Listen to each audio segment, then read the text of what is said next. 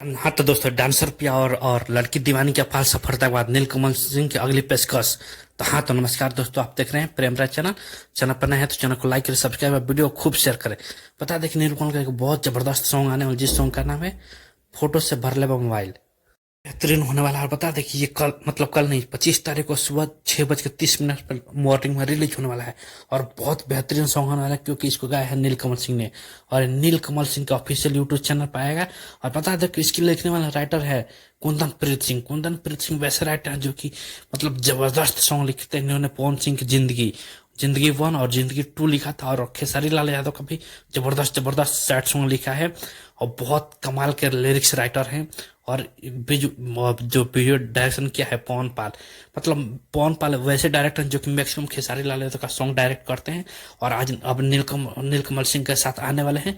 और इसमें फीचरिंग कर रही हैं नीलकमल सिंह के साथ उत्तराखंडी शिल्प सृष्टि उत्तराखंडी, जो कि मतलब हमेशा वो नीलकमल सिंह के साथ ही देखी जाती है। और कमाल का सॉन्ग होने वाला है।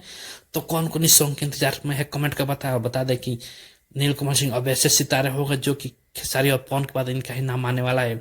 क्योंकि इनकी इनकी गायकी और डांस परफॉर्मेंस में ऐसा जानदार होता है कि देख कर पूरी ऑडियंस झूम उठती है।